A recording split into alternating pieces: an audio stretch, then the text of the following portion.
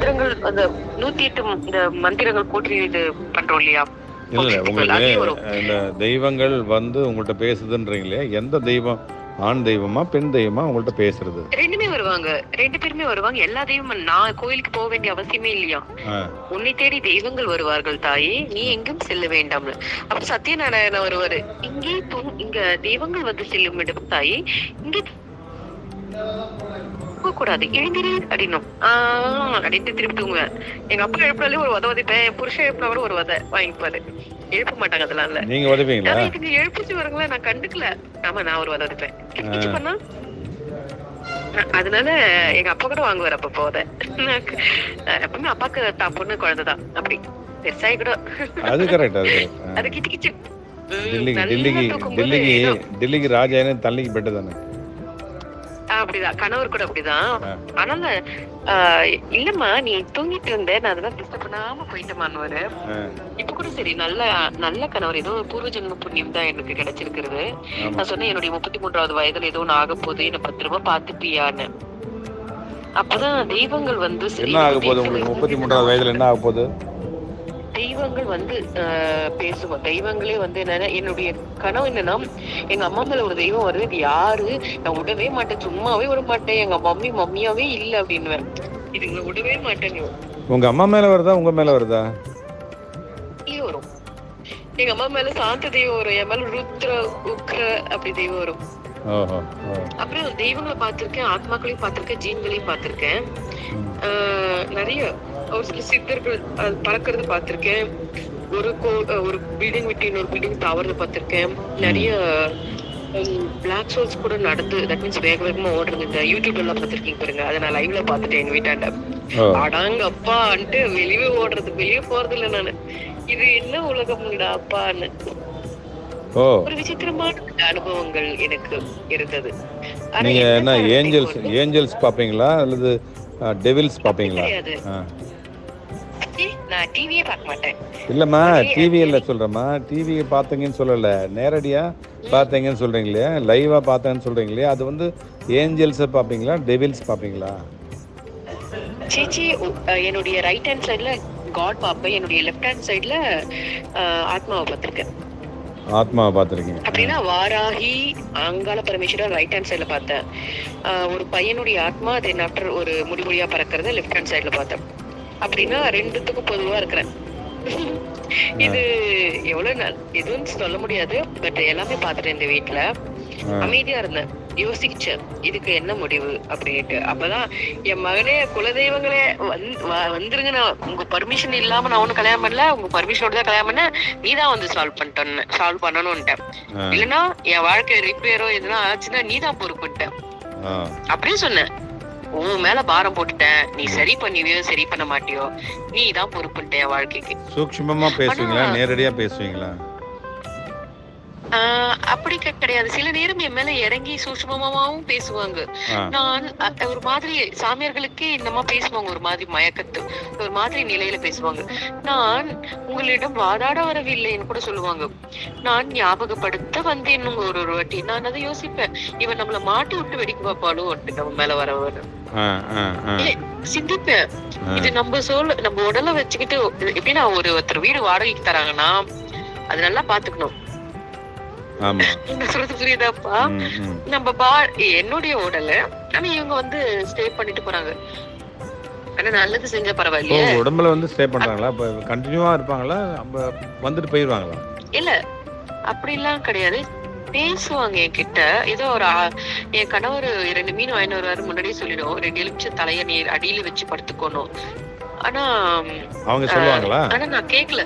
ஆமா சொல்லுவாங்க, நான் கேட்க மாட்டேன். அடா இது பிரம்ம ஃபிஷ் வாசனையை பார்த்து மயங்கிட்ட.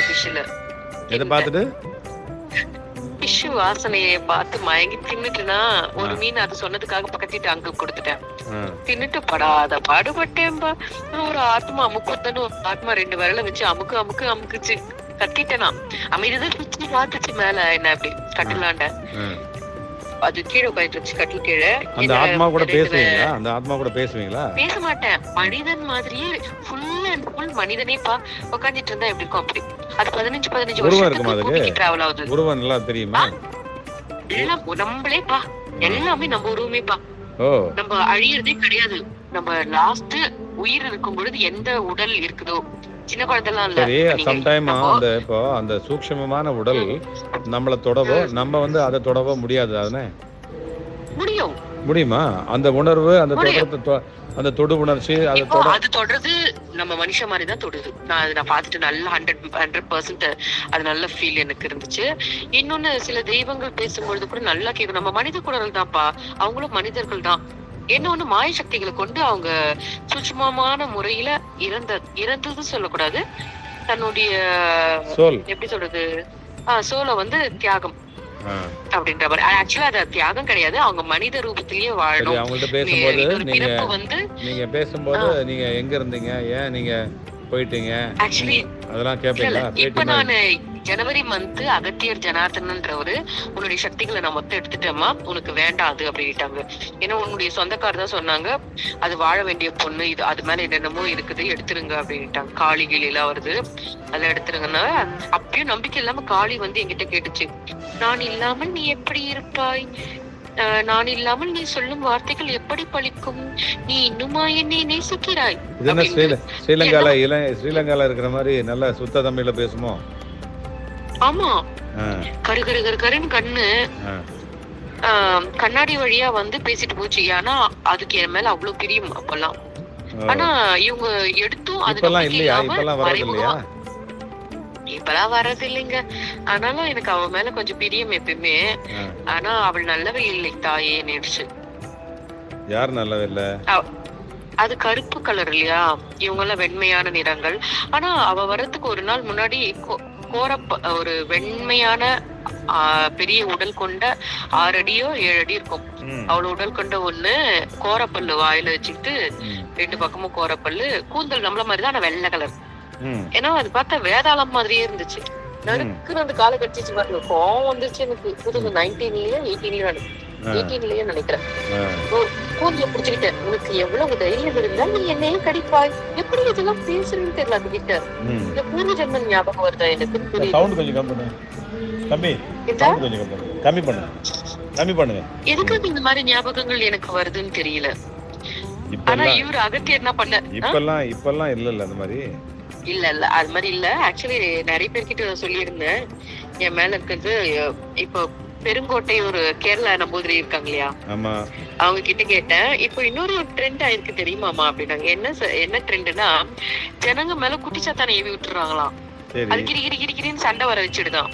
வர வச்சுட்ட மேல இப்ப வர கேஸுங்கெல்லாம் குட்டிச்சாத்தானங்களை ஏவி விட்டுறாங்க மேடம், அவங்கதான் நிறைய வராங்க. இது இவங்க ஏன் இந்த மாதிரி பண்றாங்கன்னு தெரியல, எங்களுக்கு நிறைய கேசஸ் இப்படிதான் மேடம் எடுத்துக்கிட்டே இருக்கோம் அப்படின்னாங்க. ஓஹோ அப்படிங்களா, இதுக்கு வேற வழி இருக்குதுங்களா அப்படின்னா, நெகட்டிவிட்டி ரிமூவ் பண்றது. இதெல்லாம் இருந்தாலும் வெளியே இருக்கணும், வீட்டுக்கு நம்மள தாக்கவும் கூடாது, நம்ம வீட்டுக்கு ஒரு பாதுகாப்பும் இருக்கணும். அந்த மாதிரி இதெல்லாம் இருக்குங்களா, இருக்குது. நிறைய பூஜைகள் இருக்கு, தாயத்துகள் இருக்கு. இன்னொன்னு குலதெய்வம் கும்பிடாதவங்க கூட அவசியமே இல்லையா, குலதெய்வம் கூட கும்பிட தேவையில்லையா, அவங்க அதுக்கு பூஜைகள் செய்யறாங்களா, போதுமா அந்த ஒரு பூஜையை.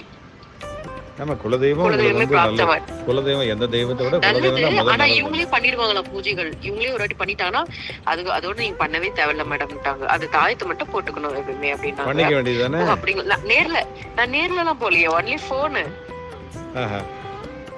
போன் மட்டும் தான் நான் யூஸ் பண்ணுவேன். பட் ஏதோ ஒரு காரணம் இருக்குப்பா.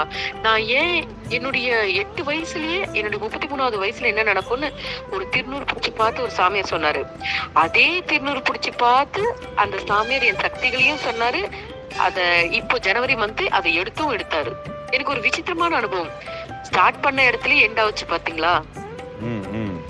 சோ இப்பெல்லாம் வந்து உங்களுக்கு நீங்க வந்து கிளீனா இருக்கிறீங்க, உங்களுக்கு வந்து எந்த விதமான இதுவும் இல்ல உடல்ல, எந்த விதமான இல்ல. அவர் சொல்லிட்டாரு, நான் மொத்தமே எடுத்துட்டேன்மா அப்படின்னாரு. நான் உனக்கு நிறைய நல்லது செய்திருக்கிறேன், என்னை மறக்காத அப்படின்னாரு. எனக்கு தெரியும் குருவே, அவர் வந்து ஆகம சக்தியில நம்பர் 1, உலகத்திலேயே நான் தான் ஆகம சக்தியில நம்பர் 1ன்னாரு. அந்த சக்திகள் எல்லாம் என்னோடது ஐயா அப்படின்னு. சரி அப்படின்னுட்டாரு.